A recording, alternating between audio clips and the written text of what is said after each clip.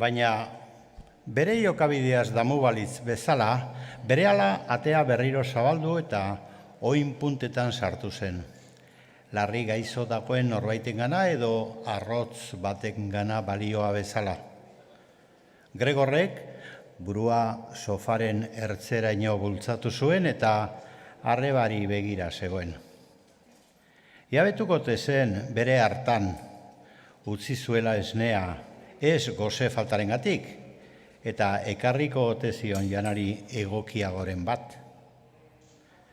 Arrebak bere kabuz egiten ez bazuen, nahiago zuen gozeak egon, hori adieraziz baino.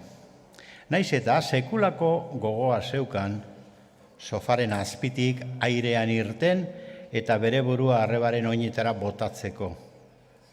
Iateko zerbait onaren eske. Nola nahi ere, arrebak berehala erreparatu zion katilu esneari. Inguruan zipristin batzuk baino ez zeuden. Bai eta harritu ere. Ura hartu, eskuekin ez, baizik zapi batekin, eta kanpora eraman zuen.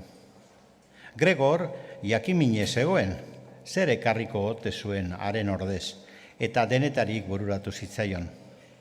Baina sekula ezingo zion igarri arrebak onbeharrez egin zuenari. Zer gustatzen zitzaion probatzeko, egunkari zahar batean zabalduta ekarri zizkion aukeran. Barazki zahar erdi ustelduak, bezperako afariko ezurrak, gogortutako saltza zuri batean. Mas pasa eta almendra pare bat. Gregorrek eren egun jateko txartzak jotako gazta bat, ogi lehorra, eta gurinez eta gatzez igurtzitako ogia.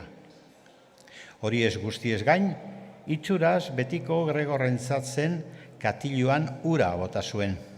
Eta fintasunez, Gregorrek bere aurrean etzuela jango jakinda, lehenbailen alde egin eta giltzaz itzi zuen atea. Gregor kontura zedin nahi bezain eroso jar zitzakeela. Gregorrek zangoak bizi-bizi joan ziren janaritara.